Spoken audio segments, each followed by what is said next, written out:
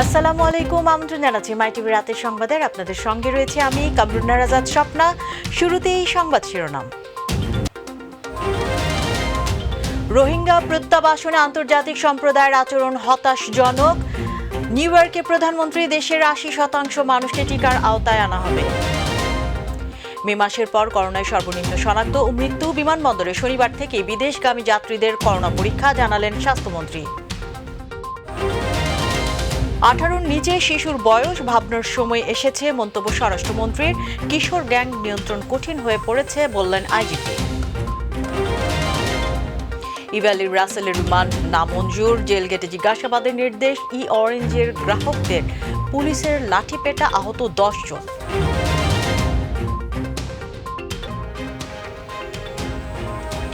শুনছিলেন শিরোনাম, যাব বিস্তারিত সংবাদে।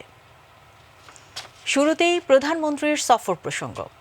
রোহিঙ্গা প্রত্যাবাসনে আন্তর্জাতিক সম্প্রদায়ের নিষ্ক্রিয়তা বাংলাদেশকে হতবাক করেছে বলে মন্তব্য করেছেন প্রধানমন্ত্রী শেখ হাসিনা।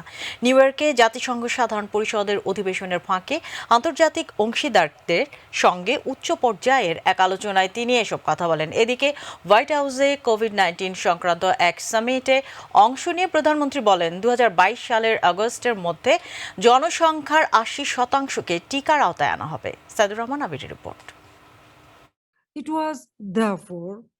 নিউ ইয়র্কের জাতিসংঘের সাধারণ অধিবেশনের ফাঁকে বুধবার রোহিঙ্গা সংকট নিয়ে একটি উচ্চ পর্যায়ের আলোচনায় কথা বলেন প্রধানমন্ত্রী শেখ হাসিনা। অতি জরুরি ভিত্তিতে রোহিঙ্গা প্রত্যাবাসন জোরদার করার দাবি জানান তিনি। রোহিঙ্গা প্রত্যাবাসনে আন্তর্জাতিক সম্প্রদায়ের নিষ্ক্রিয়তা বাংলাদেশকে হতবাক করেছে বলেও এ সময় মন্তব্য করেন Sheikh Hasina. My government has maintained bilateral engagements with Myanmar. At the regional front, we have tried to take on board the major powers, including China and India. We have all along tried to have more active involvement of the ASEAN. We have kept the issue on the table by UN resolution engaging important countries and UN agencies. Sadly, our efforts for the hapless uprooted Myanmar nationals returning home to Myanmar has not generated any tangible outcome yet. Till today, not a single one of them could go back to their homeland. They are Myanmar nationals, and hence they must go back to their homeland, Myanmar, in safety and dignity. We must all, especially the international community, do everything possible to make this happen. এছাড়াও white house global COVID-19 summit ending the pandemic and building back better health security শীর্ষক অনুষ্ঠানে আগে ধারণকৃত বক্তব্যে বলেন, বাংলাদেশের 3.5 কোটিরও বেশি মানুষকে ভ্যাকসিন প্রদান করা হয়েছে। এ সময় প্রধানমন্ত্রী কোভিড-19 ভ্যাকসিনকে বিশ্বব্যাপী জনসাধারণের পণ্য হিসেবে ঘোষণা করার আহ্বান জানান। We have administered more than 35.4 million shots of vaccine. We are planning to vaccinate 20 million people per month until 80% of our population is vaccinated by August 2022. For effective global vaccination, COVID-19 vaccines need to be declared as global public good. মার্কিন president Joe Biden virtually এই শীর্ষ সম্মেলনে উপস্থিত ছিলেন। এছাড়া অনুষ্ঠানে German chancellor Angela Merkel, ভারতের প্রধানমন্ত্রী নরেন্দ্র মোদী, ইন্দোনেশিয়ার প্রেসিডেন্ট জোকো উইদোদো, আফ্রিকার প্রেসিডেন্ট সিরিল রামাফোসা এবং জাতিসংঘের মহাসচিব অ্যান্তোনিও গুতেরেস বক্তব্য রাখেন। সাইদুর রহমান আবির, মাই টিভি, ঢাকা। এবার করোনা ও বিমানবন্দরের ল্যাব স্থাপন প্রসঙ্গ। দেশে করোনায় মৃত্যু, রোগী শনাক্তের সংখ্যা ও শনাক্তের হার সবই কমেছে। গত 24 ঘন্টায় 24,820টি নমুনা পরীক্ষা করে 1,144 জনের করোনা শনাক্ত হয়েছে। পরীক্ষার বিপরীতে রোগী শনাক্তের হার 4.161%। এর পর 3 দিন করোনার রোগী শনাক্তের হার 5% নিচে। আর শনাক্ত রোগী সংখ্যায় 29 মের পর সর্বনিম্ন সেদিন শনাক্ত হয় 1043 জন। গত 24 ঘন্টায় করোনায় মারা গেছে 24 জন, যা 27 মের পর সর্বনিম্ন সেদিন মারা যায় 22 জন। মৃত্যু কমার পাশাপাশি দেশের 3টি বিভাগে গত 24 ঘন্টায় করোনায় কেউ মারা যায়নি। স্বাস্থ্য অধিদপ্তর জানিয়েছে, নতুন শনাক্তদের নিয়ে দেশে করোনা রোগী বেড়ে হলো 15,48,320 জন। আর নতুন 24 জনকে নিয়ে মৃতের সংখ্যা দাঁড়ালো 27,337 জন।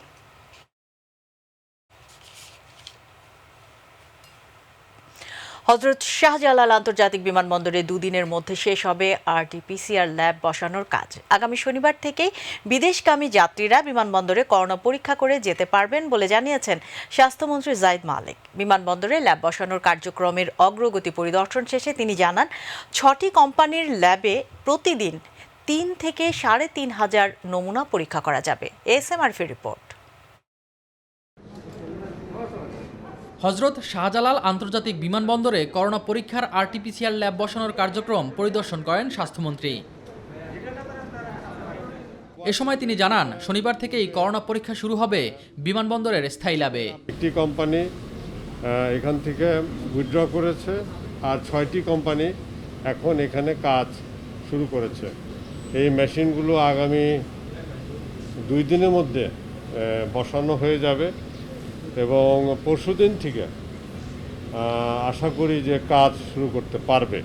এখানে মোট 12টি মেশিন বসতে পারবে এবং সেই 12টি মেশিনে টেস্ট হবে আনুমানিক, আমি যা জানতে পারলাম তাতে 3 থেকে 3,500 টেস্ট 24 ঘন্টায় করা সম্ভব হবে। শিক্ষার্থীদের মাঝে করোনা সংক্রমণের বিষয়ে সাংবাদিকদের প্রশ্নের জবাব দেন মন্ত্রী। আমি এই বিষয়টি অবশ্যই দেখব যে সংক্রামিত হয়েছে কিনা, হলে পরে কি ব্যবস্থা নিয়েছে, কারণ আমাদের একটি প্রোটোকল কিন্তু দেওয়া আছে, কোথায় যদি সংক্রামিত হয় তাহলে পরে কি ব্যবস্থা নিতে হবে, সেই ব্যবস্থাগুলো লিখিত আকারে দেওয়া আছে। সেই অনুযায়ী ওনাদেরকে পদক্ষেপ গ্রহণ করতে হবে সেই স্কুল কর্তৃপক্ষকে। এর আগে স্থানীয় একটি হোটেলে জাতীয় পুষ্টি পরিষদের অনুষ্ঠানে স্বাস্থ্যমন্ত্রী জাহিদ মালেক জানান, 5-6 দিনের মধ্যে আবারও ব্যাপক পরিসরে টিকাদান কার্যক্রম শুরু হবে। আগামী 5-6 দিনের মধ্যেই আমরা একটা বড় আকারের ভ্যাকসিন দেওয়ার আমরা প্রোগ্রাম হাতে নিয়েছি। সেখানে প্রায় 1 কোটিরও অধিক লোকরা আমরা কয়েকদিনের মধ্যে ভ্যাকসিন আমরা দিয়ে দিব। এসএম আরিফ, মাই টিভি, ঢাকা। এবার অন্যান্য প্রসঙ্গ। 18 বছরের নিচে সবাইকে শিশু হিসেবে আখ্যায়িত করার বিষয়টি নিয়ে বর্তমানে চিন্তা ভাবনার সময় এসেছে বলে মন্তব্য করেছেন স্বরাষ্ট্রমন্ত্রী আসাদুজ্জামান খান কামাল। আর পুলিশের মহাপরিদর্শক ডক্টর বেনজির আহমেদ বলেছেন, কিশোর গ্যাং নিয়ন্ত্রণ কঠিন হয়ে যাচ্ছে। দুপুরে রাজধানীর মগবাজার বীর মুক্তিযোদ্ধা আসাদুজ্জামান খান কামাল কমপ্লেক্সে সবার হোক একটাই পণ, কিশোর অপরাধ করব দমন শিরোনামে কিশোর অপরাধী বিরোধী সামাজিক প্রচারণা কার্যক্রম ও র্যাব নির্মিত টিভিসি উদ্বোধন অনুষ্ঠানে তারা এসব কথা বলেন। রাকিব হাসানের রিপোর্ট। সবার হোক একটাই পণ, কিশোর অপরাধ করব দমন, এই স্লোগান নিয়ে সচেতনতামূলক টিভিসি নির্মাণ করেছে র্যাপিড অ্যাকশন ব্যাটালিয়ন র্যাব। রাজধানীর মধুবাগ বীর মুক্তিযোদ্ধা আসাদুজ্জামান খান কামাল কমপ্লেক্স অডিটোরিয়ামে এর আনুষ্ঠানিক উদ্বোধন করেন স্বরাষ্ট্রমন্ত্রী। কিশোর অপরাধীদের গ্রেফতার করা হলেও আইনি জটিলতার কারণে তা নিয়ন্ত্রণ করা সম্ভব হচ্ছে না বলে অনুষ্ঠানে জানান পুলিশের মহাপরিদর্শক ও র্যাবের মহাপরিচালক। আইনগতভাবে আমরা যেটা ফিল করি মাঠে গিয়ে, যে 18 বছরের কম বয়স্ক যারা আইন অনুযায়ী তারা শিশু, এবং এই শিশুদেরকে ধরলে প্রথমেই তাদেরকে আমাদের দিতে হবে প্রবেশন অফিসারের কাছে। সাথে সাথেই একজন প্রবেশন অফিসারকে হাতের কাছে পাওয়া বেশ জটিল এবং কঠিন বিষয়। বর্তমান দেশে আইন চেঞ্জ করার ফলে যেটা হয়েছে, যে 18 বছরের যিনি মূলত পূর্ণ যুবকের পর্যায়ে পৌঁছে যান, তাকেও কিন্তু এখন শিশু হিসেবে কনসিডার করা হয়। এবং এই কারণে এই কিশোর গ্যাংদের বিরুদ্ধে এখন একেবারে যেভাবে ইতিপূর্বে আমরা আইনগত ব্যবস্থা গ্রহণ করেছি সেভাবে করা সম্ভব হচ্ছে না। কিশোর গ্যাংয়ের ক্ষতিকারক দিক এবং সামাজিক অবক্ষয়ের কিছু চিত্র তুলে ধরেন জাতীয় মানবাধিকার কমিশনের চেয়ারম্যান। শাসনের নামে অত্যাচার করা যেমন ঠিক না, কিন্তু সন্তানকে খোঁজ খবর রাখা হবে না, এইটাও তো ঠিক না। এবং স্কুলের শিক্ষকদের কাছেও যে বিষয়টি রয়েছে যে শারীরিক নির্যাতন বন্ধ, কিন্তু আপনি মনোজগতের পরিবর্তন ঘটানোর জন্য কাউন্সেলিং করা তো বন্ধ নয়। সেখানে কিন্তু আমরা শিশু কিশোরদের মনোজগতে প্রবেশ করতে হবে। আন্তর্জাতিক একটি আইনের সঙ্গে চুক্তিবদ্ধ হওয়ায় সমন্বয় করে শিশুর বয়সসীমা নির্ধারণ করা হয়েছে জানিয়ে বিষয়টি পুনর্বিবেচনার কথা জানান স্বরাষ্ট্রমন্ত্রী। আমাদের আজকে মনে হয় এই 18 বছর সময়সীমাটা আমাদের চিন্তা করার বিষয় আসছে মনে হয়। যদিও আমরা আন্তর্জাতিক একটা আইনের সঙ্গে আমরা চুক্তিবদ্ধ, আমরা সেই জায়গাটিতে করণীয় কি সেটা নিয়ে আমাদের মাননীয় প্রধানমন্ত্রী এটা চিন্তা করবেন। আমাদের সেই জায়গাটিতে আমি আলোকপাত করতে চাচ্ছি যে 18 বছর বয়সে কিন্তু এরা ইউনিভার্সিটি ছাত্র হয়ে যায় যারা নাকি রেগুলার পড়াশোনা করে। এ সময় কিশোর অপরাধ দমনে সবাইকে আরও সচেতন হওয়ারও আহ্বান জানান আসাদুজ্জামান খান কামাল। আমাদের যদি সমাজের শাসন সুপ্রতিষ্ঠিত না করতে পারি, আপনাদের এই সহযোগিতা যদি না থাকে, তাহলে আমরা আইন শৃঙ্খলা যতই করি না কেন হারিয়ে যাব। সেই জন্যই সময় থাকতে আপনার ছেলে মেয়েকে আমরা আহ্বান করব, আপনারা উপযুক্ত শিক্ষাটা দেন, তাদেরকে কথা বলুন। রাকিব হাসান, মাইটিভি, ঢাকা। অফিসার ধানমন্ডি থানায় করা নতুন মামলায় ই-কমার্স প্রতিষ্ঠান ইভ্যালির সিইও মোহাম্মদ রাসেলের রিমান্ড নামঞ্জুর করেছেন আদালত। দুপুরে ঢাকার অতিরিক্ত মহানগর হাকিম হাসিবুল হক শুনানি শেষে এই আদেশ দেন। এদিন ধানমন্ডি থানার প্রতারণার মামলায় একদিনের রিমান্ড শেষে তাকে ঢাকা মহানগর হাকিম আদালতে হাজির করা হয়। মামলার তদন্ত শেষ না হওয়া পর্যন্ত তাকে কারাগারে রাখার আবেদন করেন তদন্ত কর্মকর্তা। তবে ধানমন্ডি থানায় প্রতারণার আরেক মামলায় তাকে আবার 5 দিনের রিমান্ডে চায় পুলিশ। আর রাসেলের আইনজীবীর রিমান্ড বাতিল চেয়ে জামিনের আবেদন করেন। শুনানি শেষে বিচারক রিমান্ড ও জামিন আবেদন নামঞ্জুর করে তাকে 3 দিনের মধ্যে 1 দিন জেল গেটে জিজ্ঞাসাবাদের নির্দেশ দেন।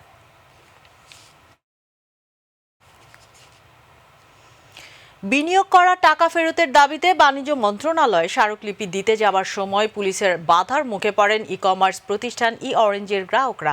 পরে গ্রাহকরা বিক্ষোভ মিছিল নিয়ে প্রেস ক্লাব থেকে মৎস্য ভবন গেলে পুলিশ তাদের লাঠিচার্জ করে ছত্রভঙ্গ করে দেয়। এতে আহত হয় অন্তত 10 জন। পুলিশ জানায়, গ্রাহকরা সকালে প্রেস ক্লাব, হাইকোর্ট এবং আশেপাশের রাস্তা অবরোধ করে বিক্ষোভ করে।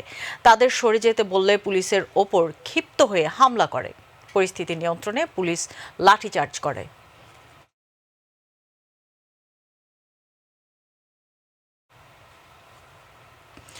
আওয়ামী লীগ সাধারণ সম্পাদক, সড়ক পরিবহন ও সেতু মন্ত্রী ওবায়দুল কাদের বলেছেন, খালেদা জিয়াকে বেআইনিভাবে সাজা দিয়ে বন্দী করে নয়, বরং সাজা স্থগিত করে বাসায় থেকে চিকিৎসা নেয়ার সুযোগ করে দিয়েছেন প্রধানমন্ত্রী শেখ হাসিনা। আর আইনমন্ত্রী আনিসুল হক বলেছেন, 2টি দুর্নীতি মামলায় খালেদা জিয়ার 17 বছরের সাজা হলেও মানবিক কারণে ওনাকে মুক্তি দিয়েছেন শেখ হাসিনা। আলাদা অনুষ্ঠানে তারা এসব কথা বলেন। রাকিব হাসানের রিপোর্ট। রাজধানীর মিন্টু রোডের সরকারি বাসভবনে নিয়মিত প্রেস ব্রিফিংয়ে সমসাময়িক বিষয় নিয়ে কথা বলেন আওয়ামী লীগের সাধারণ সম্পাদক, সড়ক পরিবহন ও সেতু মন্ত্রী। খালেদা জিয়ার সাজা নিয়ে বিএনপি নেতাদের বক্তব্যেরও জবাব দেন ওবায়দুল কাদের। দেশ যখন এগিয়ে যায়, বিএনপির নেতৃত্বে প্রতিক্রিয়াশীল একটি মহল দেশের অগ্রযাত্রার গতিকে থামিয়ে দিতে চায় অস্থিতিশীল করে তুলতে, আন্দোলনের নামে জনগণের সম্পদ বিনষ্ট করতে। বিএনপি নেতারা অভিযোগ করেছেন, সরকার নাকি মানুষের আশা আকাঙ্ক্ষাকে পুরোপুরি নষ্ট করে দিচ্ছে। আসলে তারাই মানুষের আশা আকাঙ্ক্ষার কোনো মূল্য দেয়নি। ব্রাহ্মণবাড়িয়ার আখাউড়া উপজেলার বিভিন্ন শিক্ষা প্রতিষ্ঠান, রাস্তা ও স্বাস্থ্য প্রকল্পের নির্মাণ কাজে ভিত্তিপ্রস্তর স্থাপন ও উদ্বোধনকালে খালেদা জিয়ার সাজা স্থগিতে প্রধানমন্ত্রী শেখ হাসিনার মহানুভবতার চিত্র তুলে ধরেন আইনমন্ত্রী। উনি চিকিৎসা হয়েছে, উনি সুস্থ হয়েছে, উনি বাড়ি ফিরে গেছে, এখনো বলে বিদেশ থেকে। আমরা যদি বাংলাদেশে থেকে মানুষকে সুস্থ করতে পারি, তাহলে পরে বিদেশ যাওয়ার কি কোনো দরকার আছে? আপনারা বলেন একটু। আগামী নির্বাচন নিয়েও কথা বলেন আনিসুল হক। রাকিব হাসান, মাই টিভি। তৃণমূল নেতাদের সাথে মতবিনিময়ের শেষ দিনে বরিশাল, খুলনা ও রাজশাহী বিভাগের নেতাদের সাথে সভা করেছেন বিএনপির নীতি নির্ধারকরা। সরকারের পতন ও নির্দলীয় সরকারের অধীনে নির্বাচনের দাবি আদায়ে যুগপৎ আন্দোলনের পরামর্শ দেন তৃণমূলের নেতারা। মাহবুব সৈকতের রিপোর্ট। প্রথম ধাপে কেন্দ্রীয় কমিটির সাথে মতবিনিময়ের পরে দ্বিতীয় ধাপে তৃণমূল নেতাদের সাথে 3 দিনের সভা শেষ করল বিএনপি। গুলশানে চেয়ারপারসনের কার্যালয়ে শেষ দিনের মতবিনিময়ে অংশ নেন বরিশাল, খুলনা ও রাজশাহী বিভাগের নেতারা। আগামী দিনের কর্মপরিকল্পনা নির্ধারণ, জাতীয় নির্বাচন ও খালেদা জিয়ার মুক্তি আন্দোলন সহ নানান বিষয়ে মতামত তুলে ধরেন অংশগ্রহণকারীরা। বিএনপির উপরে দীর্ঘদিন যাবৎ স্টিম রোলার চালিয়ে যাচ্ছে আমাদের প্রিয় নেত্রী দেশনেত্রী বেগম খালেদা জিয়াকে মিথ্যা মামলা দিয়ে তাকে কারাগারে রাখা হয়েছে। আমাদের সকলের একটি আবেদন, এই স্বৈর শাসনের অবসান এবং গণতন্ত্র পুনরুদ্ধার করা। গণতন্ত্র, সুশাসন এবং মানুষের ভোটাধিকার ফিরিয়ে আনাই হচ্ছে আমাদের প্রথম চ্যালেঞ্জ, এবং আমরা চাই যে একটি কার্যকর আন্দোলনের মাধ্যমে একটি নির্দলীয় সরকার, নিরপেক্ষ সরকারের অধীনে নির্বাচনের দাবি আদায় করে নেব। দাবি আদায়ে রাজপথে আন্দোলনের বিকল্প নেই বলেও মনে করেন তৃণমূল নেতারা। ইনশাল্লাহ এবারে চূড়ান্ত লক্ষ্যে আমরা পুষতে পারবো। পদ্ধতি তো কেন্দ্র নির্ধারণ করবেন। আপনার সরকারের পতন ছাড়া একটা সুষ্ঠু নির্বাচন বাংলাদেশে অসম্ভব। আন্দোলনটা চাচ্ছি, সাংগঠনিকভাবে আমরা অত্যন্ত প্রস্তুত। সারা বাংলাদেশে আমাদের সাংগঠনিক কার্যক্রম চলছে। তবে আন্দোলনের আগে ঘর গোছানোর পরামর্শ দেন তারা। আমরা ওয়ার্ড, ইউনিয়ন, থানা, জেলা এগুলোর পুনর্গঠন হচ্ছে। দল অল্প দিনের ভিতরে সংগঠিত হয়ে যাবে এবং আন্দোলন সংগ্রামের খুব বিকল্প নাই। সারা বাংলাদেশে সমস্ত কমিটিগুলো পুনর্গঠন করেছে যে আমরা নভেম্বর, ডিসেম্বর এরকম সময় থেকে আন্দোলনে আমরা যেতে পারবো। সভা শুরুর আগে থেকেই আইনশৃঙ্খলা বাহিনীর কঠোর অবস্থানের কারণে দলীয় নেতাকর্মীরা অবস্থান করতে পারেনি কার্যালয়ের বাইরে। মাহবুব সৈকত, মাই টিভি, ঢাকা। দেশে বিরাজনীতিকরণ শুরু হওয়ায় রাজনৈতিক দলগুলো নিশ্চিহ্ন হয়ে যাচ্ছে বলে মন্তব্য করেছেন জাতীয় পার্টির চেয়ারম্যান জিএম কাদের। রাজধানীর বনানীতে জাতীয় পার্টির কার্যালয়ে এক প্রতিনিধি সভায় তিনি আরও বলেন, নির্বাচন ছাড়া দেশে সুষ্ঠু রাজনীতি ফিরিয়ে আনা সম্ভব নয়।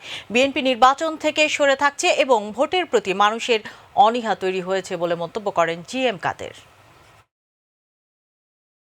রাজনৈতিক দলগুলি আস্তে আস্তে সমর্থক হারাচ্ছে, সংগঠন হারাচ্ছে, আস্তে আস্তে কমতে কমতে তারা একটা বিলীন হওয়ার পথে দাঁড়িয়ে গেছে।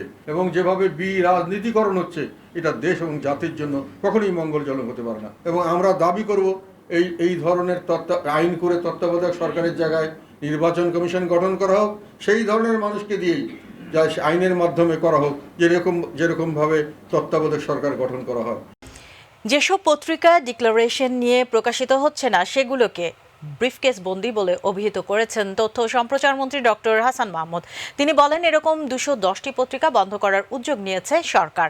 ইতিমধ্যে সংশ্লিষ্ট জেলা প্রশাসনের কাছে চিঠি পাঠানো হয়েছে। জাতীয় প্রেস ক্লাবের রাজশাহী বিভাগ সাংবাদিক সমিতি ঢাকার দ্বিবার্ষিক সাধারণ সভায় প্রধান অতিথির বক্তব্যে তিনি এসব কথা বলেন। করতে পারছি বিধায় দেশকেও আমরা এগিয়ে নিয়ে যেতে পারছি। তাই আপনাদের কাছে আমার একটি অনুরোধ থাকবে, সেটি হচ্ছে কোথাও কোনো ব্যত্যয় হলে সেটি যেমন প্রচার করতে হবে, একই সাথে যখন সাফল্য আসবে সেটিও ফলাও করে প্রচার করতে হবে। বিপুল পরিমাণ গুলি, অস্ত্র সহ দুর্ধর্ষ ডাকাত দলের 3 সদস্যকে গ্রেফতার করেছে ডিবি। সকালে ডিএমপির মিডিয়া সেন্টারে সংবাদ সম্মেলনে ডিবি প্রধানকে এম হাফিজ আক্তার জানান, আটক জলিল মোল্লা, রিয়াজ ও দীপু ডাকাত চক্রের সদস্য। ডাকাতির টাকায় জমি কিনে তারা বিপুল সম্পত্তির মালিক হয়। রাজধানীর মৌচাক ও সিদ্ধিরগঞ্জে ডাকাতির ঘটনা ঘটে, যার সঙ্গে তারা জড়িত। তারা মূলত শনিবার ডাকাতির কাজে বের হতো বলেও জানান ডিবি প্রধান হাফিজ আক্তার। আমরা একটি ডাকাত দলকে গ্রেপ্তার করেছি, যে ডাকাত দলটি গত 28/8/2021 তারিখে মতিঝিলের নিহন মানি এক্সচেঞ্জ তাদের 60 লক্ষ টাকা নিয়ে যখন তারা গাড়ি যুগে রওনা হয়েছিল, মৌচাক ফ্লাইওভারের উপরে গাড়িটিকে গতিরোধ করে 3টি মোটরসাইকেল, সেখানে 2 রাউন্ড গুলি ফুটিয়ে আতঙ্ক সৃষ্টি করে গাড়ির গ্লাস ভেঙে 60 লক্ষ টাকা নিয়ে 6 জন ডাকাত দল সদস্য চলে যায়। যেহেতু 3 জন ডাকাত গ্রেপ্তার হয়েছে, আরও ডাকাতে আমরা গ্রেপ্তার প্রচেষ্টায় আছি। আওয়ামী লীগের ত্যাগী নেতারাই আগামী স্থানীয় সরকার নির্বাচনে দলীয় মনোনয়ন পাবেন বলে জানিয়েছেন কেন্দ্রীয় আওয়ামী লীগ নেতা ও সাবেক মন্ত্রী মোফাজ্জল হোসেন চৌধুরী মায়া বীর বিক্রম। তিনি বলেন, কোনো হাইব্রিড ও রাজাকারের বংশধর আওয়ামী লীগের মনোনয়ন পাবে না। বিকেলে চাঁদপুরের মতলব উত্তরে দলীয় নেতাকর্মীদের সাথে মতবিনিময় শেষে সাংবাদিকদের তিনি এসব কথা বলেন। এ সময় আওয়ামী লীগ সহযোগী অঙ্গ সংগঠনের নেতাকর্মী ও স্থানীয় জনপ্রতিনিধিরা উপস্থিত ছিলেন।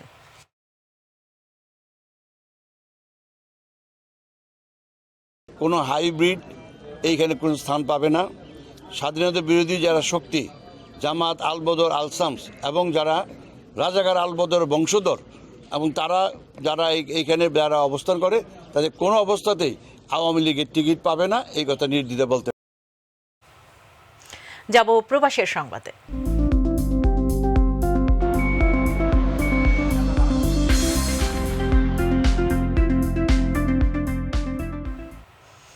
যুক্তরাষ্ট্র আওয়ামী লীগের নতুন কমিটি খুব দ্রুত হবে বলে জানিয়েছেন দলের দফতর সম্পাদক আব্দুস সোবাহান গোলাপ। নিউ ইয়র্কে এক অনুষ্ঠানে তিনি বলেন, প্রবাসীরা দেশে অর্থনীতিতে উল্লেখযোগ্য ভূমিকা রাখছে। অনুষ্ঠানে বক্তারা প্রবাসীদের নানা ভূমিকার কথা তুলে ধরেন। নিউ ইয়র্ক থেকে মল্লিকা খানের রিপোর্ট। চলছে জাতিসংঘ সম্মেলন। আগামী 24 সেপ্টেম্বর প্রধানমন্ত্রী সম্মেলনে ভাষণ দেবেন মাতৃভাষা বাংলা। প্রধানমন্ত্রীর যুক্তরাষ্ট্র সফর নিয়ে উচ্ছ্বসিত প্রবাসী বাংলাদেশিরা। 24 সেপ্টেম্বর নাগরিক সম্বর্ধনার ভার্চুয়াল মিটিং আছে। আমরা অধীর আগ্রহে সমস্ত নেতাকর্মীরা অপেক্ষা করছি। জননেত্রী শেখ হাসিনা সেই মিটিংকে সুন্দরভাবে সাফল্যমণ্ডিত হয় সে ব্যাপারে আমরা সকলের সর্বাত্মক সহযোগী। জননেত্রী শেখ হাসিনা ওয়াজে তার বক্তব্য রাখবেন এবং তিনি দেশ ও জাতির উন্নয়নের ইতিকথা বিশ্বের রাজধানী নিউ ইয়র্কের বুকে তুলে ধরবেন। নেতাকর্মীরা অনুপ্রাণিত হয়ে দলের জন্য এবং দেশের জন্য, সরকারের জন্য স্বতঃস্ফূর্তভাবে কাজ করবে, বাংলাদেশকে বিশ্ব দরবারে একটি সফল রাষ্ট্র হিসেবে তুলে ধরার জন্য। করোনা মহামারীর কারণে সবার সাথে সরাসরি সাক্ষাৎ না করলেও ভার্চুয়াল প্ল্যাটফর্মে প্রবাসীদের সাথে বৈঠক হচ্ছে। এদিকে প্রধানমন্ত্রীর সফর সঙ্গী আব্দুস সোবাহান গোলাপ আওয়ামী লীগের প্রবাসী নেতৃবৃন্দের সাথে বৈঠক করছেন। একালের সর্বশ্রেষ্ঠ গণসম্বর্ধনা জননেত্রী শেখ হাসিনাকে বাংলার মানুষ, প্রবাসীরা যে ভালোবাসে, ভীষণভাবে ভালোবাসে, তারা কিন্তু উজ্জ্বল দৃষ্টান্ত হয়ে থাকবে এই গণসম্বর্ধনা। প্রবাসীদের দাবি দেওয়া মনোযোগ দিয়ে শুনে তা সমাধানের আশ্বাস দেন তিনি। সরকার প্রবাসীদের কল্যাণে সবসময় কাজ করে যাচ্ছে। যুক্তরাষ্ট্রের কমিটি নিয়েও আছে পরিকল্পনা। মল্লিকা খান, মাই টিভি, নিউ ইয়র্ক, যুক্তরাষ্ট্র। কুয়েতে বাংলাদেশ ক্রিকেট অ্যাসোসিয়েশনের আয়োজনে বাংলাদেশ, ভারত, পাকিস্তান, শ্রীলঙ্কা সহ বিভিন্ন দেশের 28টি দলের অংশগ্রহণে অনুষ্ঠিত হয়েছে Asian desert league cricket tournament. এতে তৃতীয় শিরোপা জয় করেছে প্রবাসী বাংলাদেশিদের দল বাংলাদেশি জিলিপ প্রবাসী ক্লাব। টুর্নামেন্টের প্রথম শিরোপা জয়ী দল ভারতের ইকোভার্ট FM, runner up Kuwait Swedish. সংগঠনের সভাপতি জাহাঙ্গীর খান পলাশের সভাপতিত্বে আব্বাসিয়া ক্রিকেট গ্রাউন্ডে খেলা শেষে বিজয়ীদের মাঝে প্রধান অতিথি হিসেবে পুরস্কার বিতরণ করেন কুয়েতে বাংলাদেশের রাষ্ট্রদূত মেজর জেনারেল মোহাম্মদ আশিকুজ্জামান।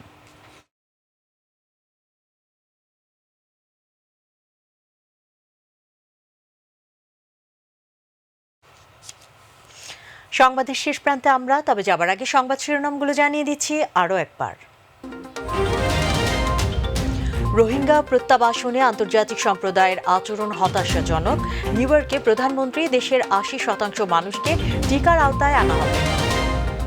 মে মাসের পর করোনায় সর্বনিম্ন শনাক্ত ও মৃত্যু। বিমানবন্দরে শনিবার থেকেই বিদেশগামী যাত্রীদের করোনা পরীক্ষা, জানালেন স্বাস্থ্যমন্ত্রী। 18-র নিচে শিশুর বয়স ভাবনার সময় এসেছে, মন্তব্য স্বরাষ্ট্রমন্ত্রীর। কিশোর গ্যাং নিয়ন্ত্রণ কঠিন হয়ে পড়েছে, বললেন আইজিপি। ইভ্যালির রাসেলের রিমান্ড নামঞ্জুর, জেল গেটে জিজ্ঞাসাবাদের নির্দেশ। অরেঞ্জের গ্রাহকদের পুলিশের লাঠিপেটা, আহত 10 জন। জলবায়ু সংকটের বিরূপ প্রভাবে নাজেহাল বিশ্বের উন্নত দেশগুলো, বায়ু দূষণ কমাতে নতুন গাইডলাইন দিয়েছে বিশ্ব স্বাস্থ্য সংস্থা। আশা জাগালেও বিশ্ব আর্চারি চ্যাম্পিয়নশিপের পুরুষ দলগত রিকার্ভের প্রথম রাউন্ডে ছিটকে পড়ল বাংলাদেশ।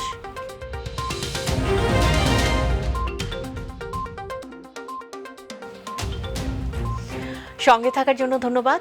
এছাড়া ইউটিউবে মাইটিভি সংবাদ পেতে ভিজিট করুন youtube/mytvbd নিউজ এবং আমাদের অনুষ্ঠান দেখতে ভিজিট করুন youtube/mytvবাংলা, facebook/mytvবাংলা। আমাদের পরবর্তী সংবাদ দেখার আমন্ত্রণ জানিয়ে বিদায় নিচ্ছি। দর্শক, করোনা সংক্রমণ রোধে সবাই সতর্ক থাকুন, মাস্ক পরুন, স্বাস্থ্যবিধি মেনে চলুন। এরই সাথে শেষ করছি আমি কামরুন নাহর আজাদ স্বপ্না। আল্লাহ হাফেজ।